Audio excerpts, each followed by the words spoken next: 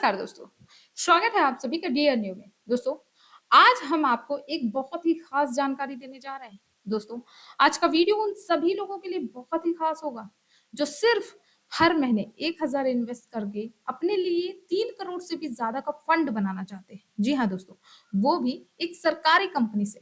दोस्तों, अगर आप एक वर्किंग पर्सन है, चाहे आपका बिजनेस हो, आप कोई जॉब करते हैं या फिर आप हाउसवाइफ हैं, डेफिनेटली आप 1000 रुपए महीना तो अपनी बचत में बचा ही लेते होंगे।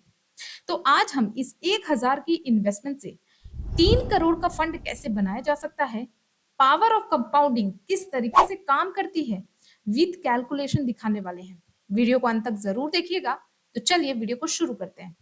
वीडियो में आगे बढ़ने से पहले बस मैं आपसे इतनी ही रिक्वेस्ट करूंगी कि दोस्तों, अगर आपने अभी तक चैनल को सब्सक्राइब नहीं किया है, चैनल को जरूर सब्सक्राइब करें। साथ ही साथ बेल आइकन पे ऑल पे क्लिक करें, ताकि जो भी इंपॉर्टेंट नोटिफिकेशंस हो वो आपको मिलती रहे। अब दोस्तों, हमने बात की है एक सरकारी कंपनी की। तो दोस्तों, अगर इंडिया में कोई बेस्ट इन्वेस्टमेंट कंपनी या फिर सरकारी कंपनी मानी जाती है तो वो है एसबीआई। जी हाँ दोस्तों, और एसबीआई का ही एक state bank of India. State bank of India एक सरकारी कंपनी है जिस पर देश भर के करोड़ों लोगों का भरोसा है। दोस्तों, इसी बैंक की एक सब्सिडियरी कंपनी है एसबीआई म्यूचुअल फंड, जिसके बारे में मैंने कई बार अपनी वीडियोस में चर्चा भी की है।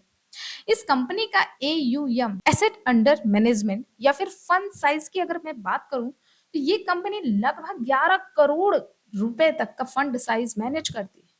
इसका मतलब ये है लाखों करोड़ों लोग इस एसबीआई में के म्यूचुअल फंड की अलग अलग स्कीम में निवेश कर रहे हैं। तो जब एसबीआई 11 लाख करोड़ के म्यूचुअल फंड को मैनेज कर रहा है, तो इतने म्यूचुअल फंड में आपके लिए कौन सा सही म्यूचुअल फंड जिसमें आप एक छोटे इन्वेस्टमेंट से अपने लिए बड़ा फंड बना पाए, ये एक बड़ी बात है जिसे समझना बहुत जरूरी है।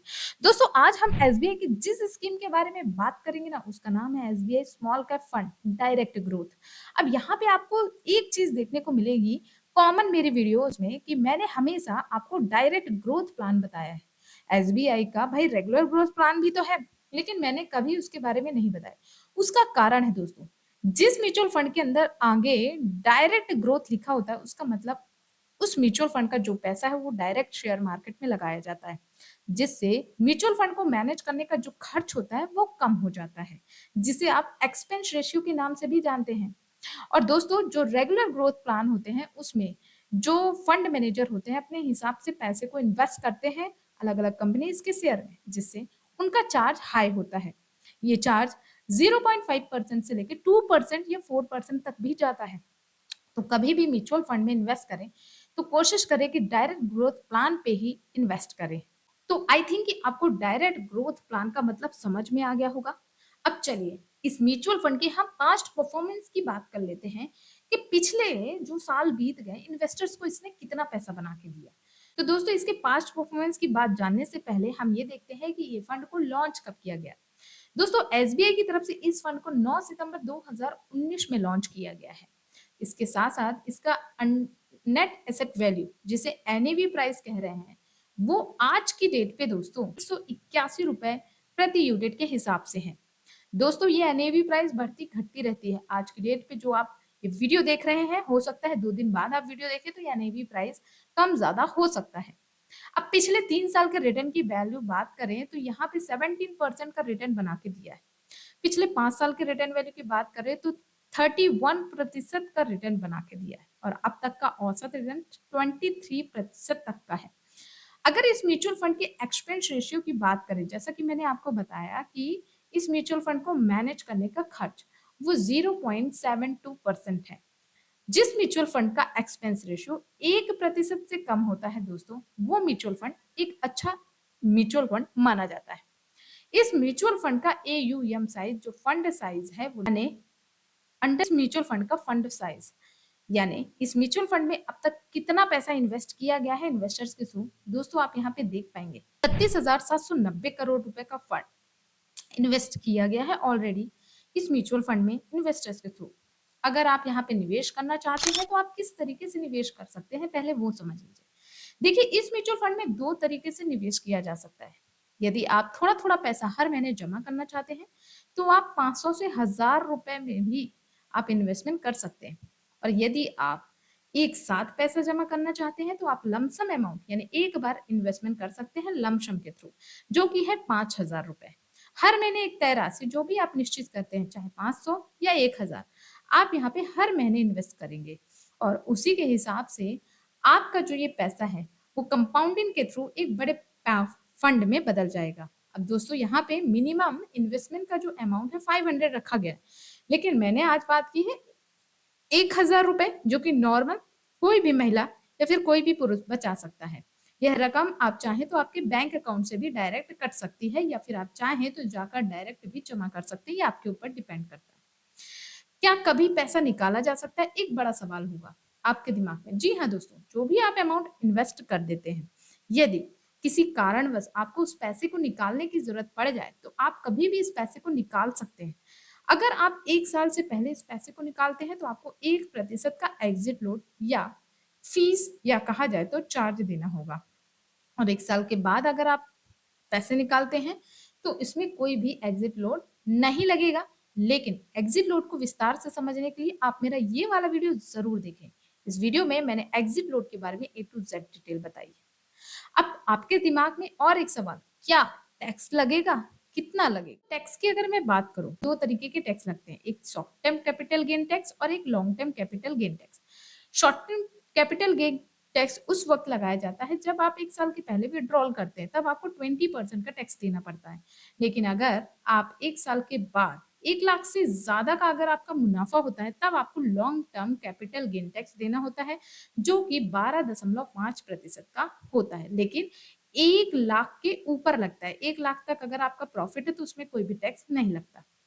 अब चलिए नेक्स्ट क्वेश्चन पे आते हैं कि सबसे जरूरी चीज कंपाउंडिंग और फंड कैसे बनेगा, जो कि हमेशा आपके दिमाग में एक सवाल रहता है कि आखिरकार ये फंड कैसे बनेगा। दोस्तों, आपको जानकर हैरानी होगी कि केवल 1,000 रुपए के निवेश से यदि इस म्यूचुअल फंड ने उसमें 21% का भी रिटर्न बना के दिया तो आप एक बड़ा फंड बना सकते हैं। अब जैसे हमने 5 परफॉर्मेंस में देखा कि इसने 32% तक का रिटर्न बना के दिया है, तो हम ये मान के चलते हैं कि आने वाले सालों में ये महज 21% का भी रिटर्न बना के देता है। तो आप देखिए कि यहाँ पे आपका कुल कितना पैसा बन सकता है। देखिए, अगर इस म्यूचुअल फंड ने मान लीजिए कि 21% का रिटर्न बना के दिया और आपने 1,000 महीने एसआईपी के थ्रू पैसा जमा करना शुरू किया, तो आपका 10 सालों का जो इन्वेस्टमेंट होगा, दोस्तों यहाँ पे मैंने इस कैलकुलेशन को बना के रखा है। अगर आपने 1,000 महीना 10 सालों तक जमा किया और इस म्यूचुअल फंड ने आपको लगभग 21% का रिटर्न दे दिया, 21% का रिटर्न दे दिया, तो आपकी टोटल इन्वेस्टमेंट वैल्यू होगी 1,20,000 की।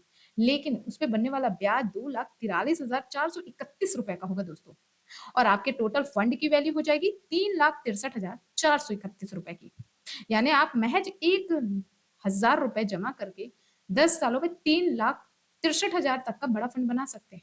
अब यदि आप इस इन्वेस्टमेंट को रोकते नहीं हैं और आप अगले 20 सालों तक के लिए इस इन्वेस्टमेंट को करते हैं, तो आपने जमा किए 2,40,000 रुपए 20 सालों में। लेकिन उस पे बनने वाली जो ब्याज है 21% के हिसाब से वो 25,68,412 रुपए की हो जाएगी।